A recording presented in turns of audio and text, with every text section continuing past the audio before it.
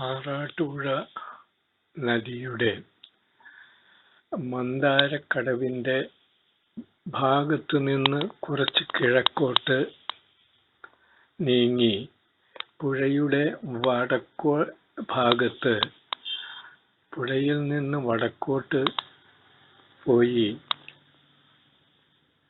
അവിടെ രണ്ട് തട്ടിലുള്ള സ്ഥലമായിട്ട് ആണ് ഭൂപ്രദേശം കിടക്കുന്നത്. സ്വല്പം കുന്നിന്റെ ഭാഗവും ഒന്ന് താഴെത്തട്ടുമായിട്ടും മേൽത്തട്ടും താഴെത്തട്ടുമായിട്ട് കിടക്കുന്ന സ്ഥലത്തിന്റെ മധ്യഭാഗത്തിലാണ് ഈ ക്ഷേത്രം നിർമ്മിച്ചിട്ടുള്ളത്. ഈ ക്ഷേത്രത്തിന്റെ വാസ്തുശില്പ രൂപത്തെപ്പറ്റി പറയുകയാണെങ്കിൽ അതിമനോഹരമായ ഒരു ക്ഷേത്രമായിട്ടാണ് ഇത് നിർമ്മിച്ചിട്ടുള്ളത്. ഇതിന്റെ ഉള്ളിൽ അതിമനോഹരമായ ഒരു ശ്രീകോവിലുണ്ട്.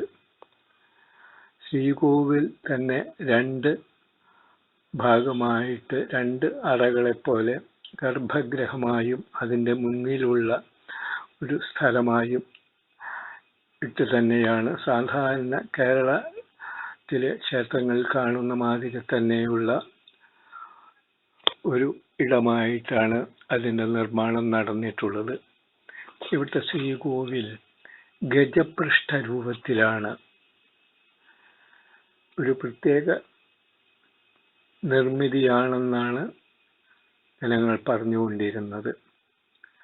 അതിന്റെ മുൻപിൽ രണ്ട് ഭാഗത്തേക്കും ഇറങ്ങത്തക്ക വിധത്തിലുള്ള ശ്രീലകത്തിന്റെ മുൻപിൽ രണ്ടു ഭാഗത്തേക്കും ഇറങ്ങിപ്പോകത്തക്ക വിധത്തിലുള്ള സോപാനങ്ങൾ ഉണ്ട്.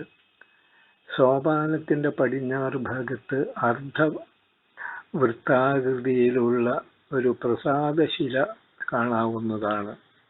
ആ ശിലയുടെ ഉൾഭാഗത്ത് ഇവിടുത്തെ ദേവന്റെ പ്രതിഷ്ഠയുടെ രൂപം രണ്ട് രൂപങ്ങൾ ബിംബം പോലെ രണ്ട് രൂപങ്ങൾ കൊത്തിയിട്ടുണ്ട്. അതിന്റെയും മുൻഭാഗത്ത് പടിഞ്ഞാറ് വശത്ത് നമസ്കാര മണ്ഡപം ഉണ്ട്. ഈ ദേവൻ പടിഞ്ഞാറോട്ട് അഭിമുഖമായിയാണ് ഇരിക്കുന്നത്. ഇതിന്റെ നാലു വശവും നാലമ്പലം ചുറ്റുമായി ഉണ്ട്. ചുറ്റമ്പലമായി നാലു ഭാഗത്തും കെട്ടിടങ്ങളുണ്ട്. ഇതിൽ തെക്ക് കിഴക്കു ഭാഗത്തായി ഇവിടത്തെ തിടപ്പള്ളി ഉണ്ട്.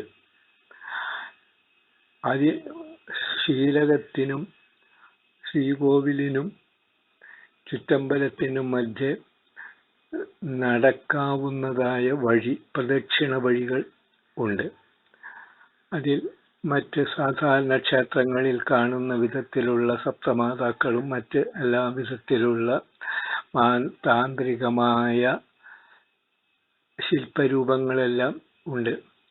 ഇതിനും ചുറ്റും വിളക്കുമാടത്തറ, അതിമനോഹരമായ വിളക്കുമാടത്തറയുണ്ട്.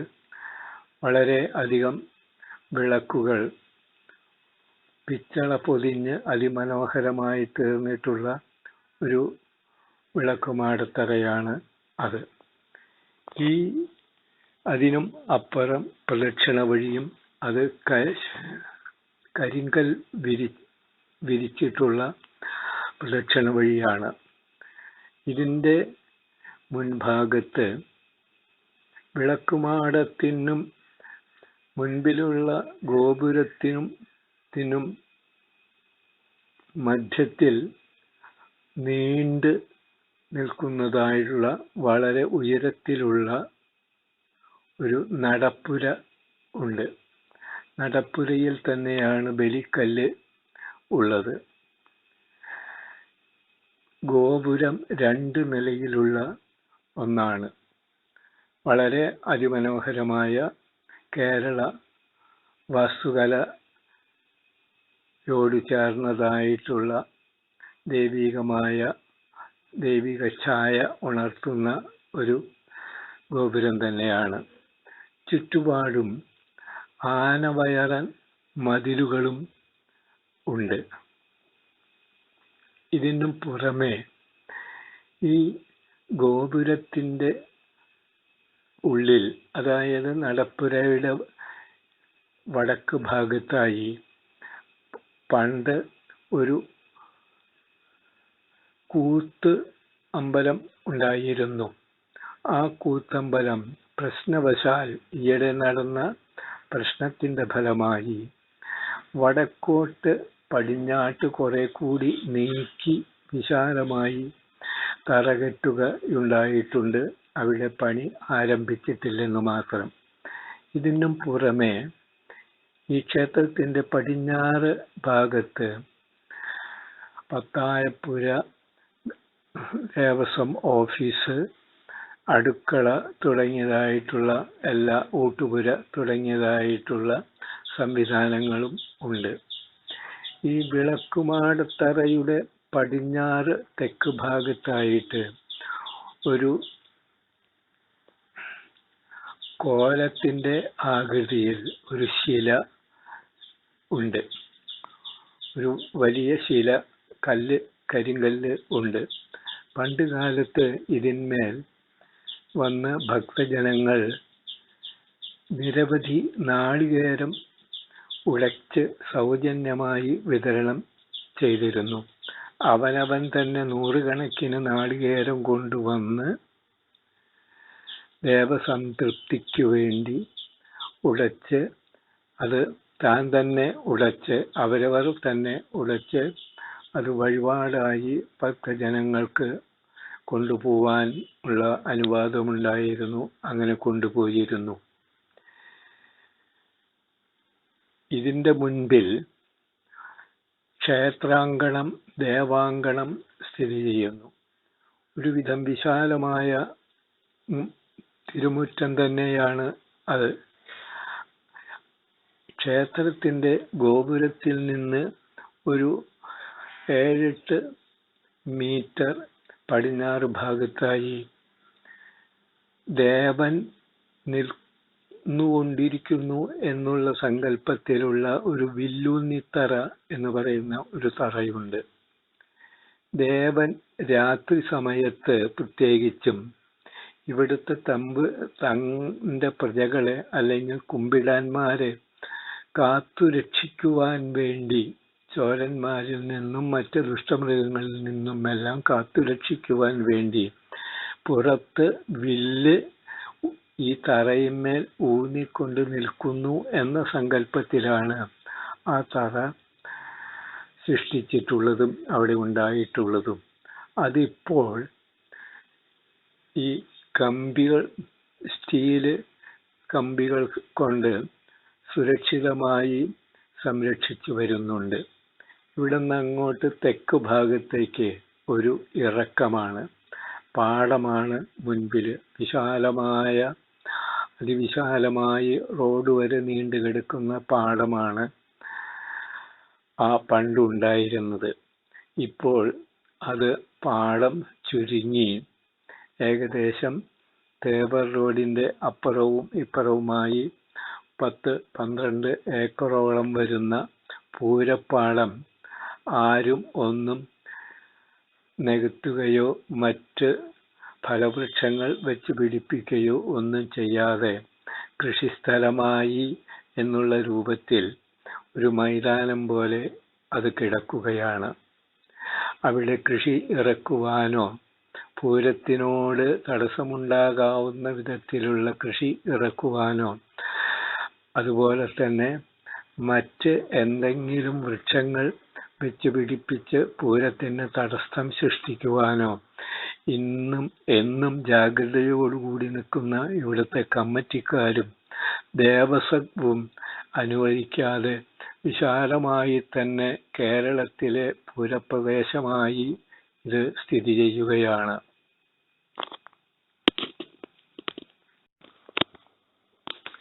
ഈ ക്ഷേത്രത്തിൻ്റെ കിഴക്ക് ഭാഗത്താണ് ശാസ്താംകടവ് എന്ന പേരിൽ അറിയപ്പെടുന്ന നദിയുടെ ഒരു ഭാഗം. ഇവിടുത്തെ പ്രതിഷ്ഠ അതിമനോഹരമായ ബിംബമാണ് ഇവിടെ ഉള്ളത്. ഇവിടുത്തെ ദേവൻ ശാസ്താവ് എന്നുള്ള രൂപത്തിലാണ് ആരാധിച്ചു വരുന്നത് എങ്കിലും ഇത് ആചാര്യ പദവിയും ഈ ദേവന് ഉണ്ട്.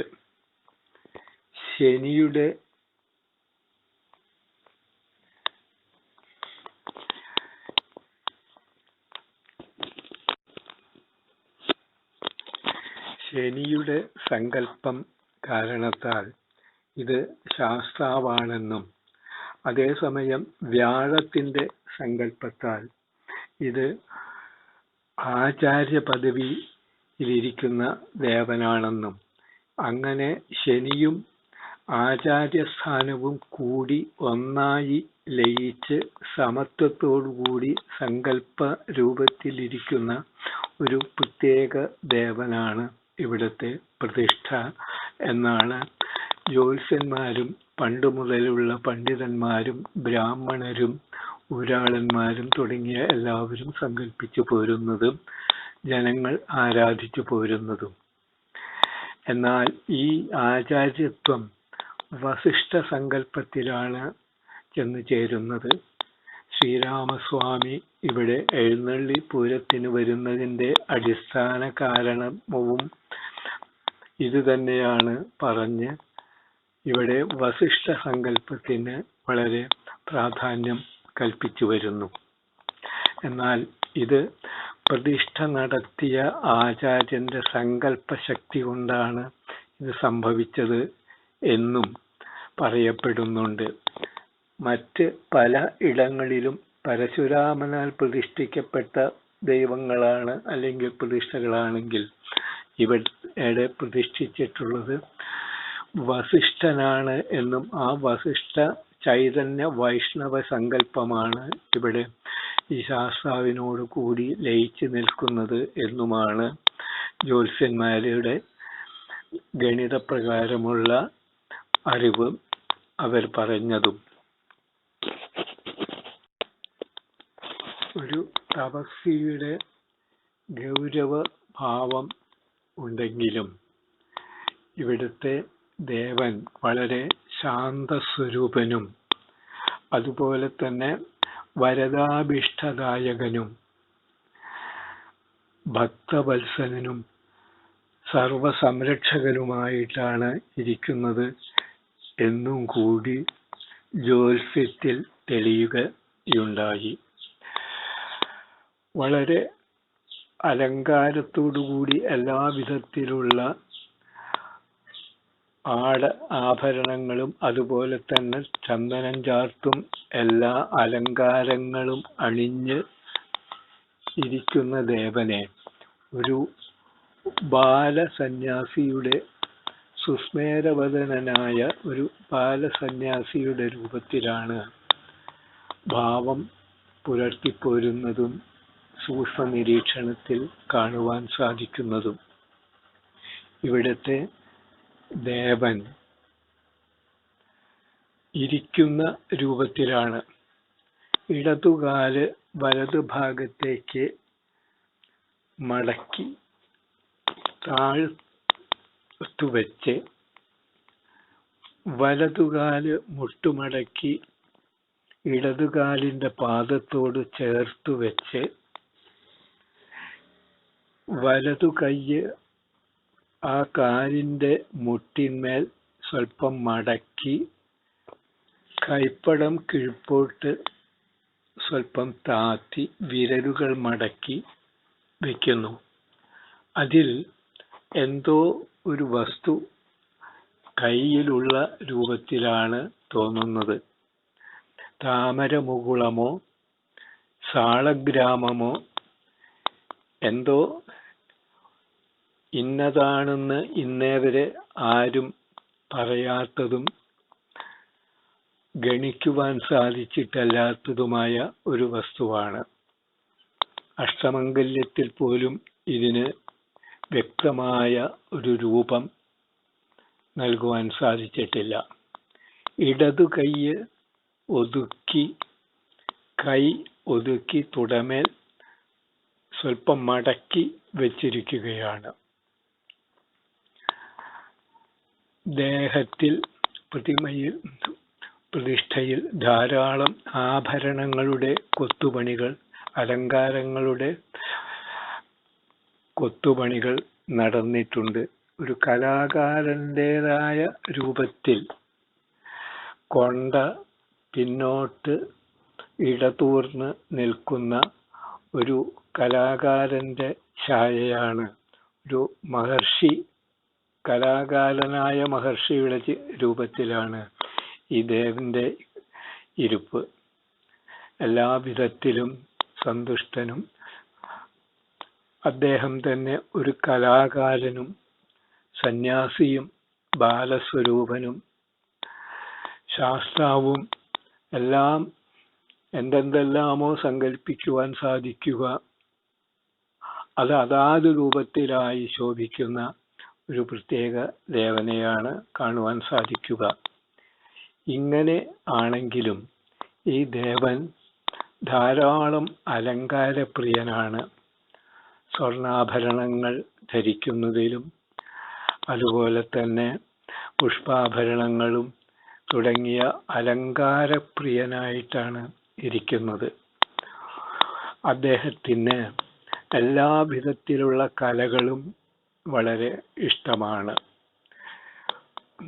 ഗാനങ്ങള്, കൂത്തുകള്, കൂടിയാട്ടങ്ങള് തുടങ്ങിയ എന്തെല്ലാം ക്ലാസിക്കൽ കലകളുണ്ടോ അതെല്ലാം വളരെ ആസ്വാദ്യകരമായ രൂപത്തിൽ ആസ്വദിക്കുന്ന ആളും പ്രോത്സാഹിക്കുന്ന ദേവനായിട്ടാണ് കാണാൻ സാധിക്കുന്നത്. ഇവിടെ നടക്കുന്ന എല്ലാ വിശേഷങ്ങളിലും ഇത്തരത്തിലുള്ള കലാരൂപങ്ങൾ അതിനാൽ പ്രകടിപ്പിച്ച് വരാറുണ്ട്.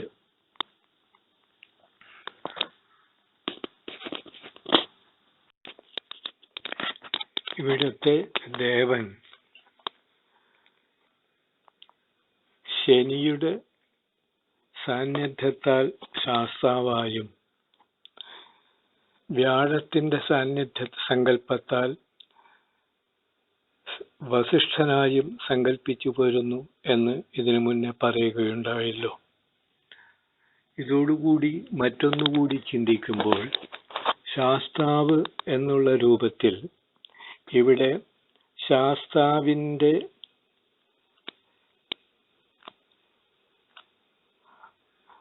പിതൃസ്ഥാനത്ത് നിൽക്കുന്ന ശിവന്റെ സാന്നിധ്യം, അതേമാതിരി തന്നെ വിഷ്ണുവിന്റെ മാതൃസ്ഥാനത്ത് നിൽക്കുന്ന വിഷ്ണുവിന്റെ സാന്നിധ്യം എന്ന് പറയുമ്പോൾ ഇവിടെ കൈലാസവും വൈകുണ്ഠവും അല്ലെങ്കിൽ പാലാഴിയും ശിവനും വിഷ്ണുവും ഇവിടെ അവരുടെ രണ്ടുപേരുടെയും തന്നെ സാന്നിധ്യം ഉണ്ടെന്ന് സങ്കല്പിക്കാം. മാത്രമല്ല വസിഷ്ഠ സങ്കല്പത്തിൽ ഇവിടം ബ്രഹ്മലോകത്തിന്റെ സാന്നിധ്യം കണക്കാക്കുന്നതിൽ തെറ്റില്ലെന്ന് തോന്നുന്നു. അങ്ങനെ ബ്രഹ്മാവിന്റെ സാന്നിധ്യവും ഇവിടെ ഉണ്ടെന്ന് സങ്കല്പിച്ചാൽ തെറ്റാവില്ല. ഇതുപോലെ ത്രിമൂർത്തി സങ്കല്പം ഈ പ്രദേശത്ത് ഉണ്ട് എന്നും അത് കാരണത്താൽ ഈ ഇവിടുത്തെ ദേവന് സർവീശ്വരകാരകത്വം ഉണ്ടെന്നാണ് കരുതിപ്പോരുന്നതും നിർണയിച്ചു പോരുന്നതും ജ്യോത്സ്യന്മാർ അഭിപ്രായപ്പെട്ടു വരുന്നതും. ആയത് കാരണത്താൽ ഇവിടെ മറ്റൊരു പ്രതിഷ്ഠയ്ക്കും സ്ഥാനമില്ല. ഗണപതി പ്രതിഷ്ഠ പോലും ഇല്ലാത്തതായ അപൂർവം ക്ഷേത്രങ്ങളിൽ ഒന്നാണ് ഇത്. മറ്റൊരു ദേവനും ഇവിടെ സ്ഥിരപ്രതിഷ്ഠ നടത്തി പൂജിച്ചു പോരുന്നത് ഈ ദേവന് താല്പര്യം ഇല്ലെങ്കിലും നൈമിത്തികമായ പാരായണം, പുരാണപാരായണം, മറ്റ് വിശേഷങ്ങൾ, ദൈവികമായ ചടങ്ങുകൾ എന്നിവയ്ക്കൊന്നും, അതായത് സരസ്വതി പൂജ തുടങ്ങിയ അവയ്ക്കൊന്നും തന്നെ ഇവിടെ യാതൊരു വിധത്തിലുള്ള ഇഷ്ടക്കേടും ഈ ദേവന് ഇല്ല. നൈമിത്തികമായ ചടങ്ങുകൾ എല്ലാം വളരെ ഭക്തിപൂർവ്വം നടത്തുവാൻ എന്നതിൽ വളരെ താല്പര്യമുള്ള ഒരു ദേവനാണ് എന്നുള്ളത് നിസ്സംശയം കണ്ടിട്ടുണ്ട്. അങ്ങനെ നോക്കുമ്പോൾ തത്വമസി മഹാവാക്യപ്രകാരമുള്ള കൈവല്യ സ്വരൂപനും ബ്രഹ്മസ്വരൂപനുമായിട്ടാണ് ശാസ്താവ് സ്ഥിതി ചെയ്യുന്നതെങ്കിലും ഭക്താഭീഷ്ടദായകനും വാത്സല്യനിധിയുമായിട്ടാണ് ദേവൻ വിരാജിക്കുന്നത്. ഇവിടം വൈകുണ്ഠവും കൈലാസവും ബ്രഹ്മലോകവും സ്ഥിതി ചെയ്യുന്നു.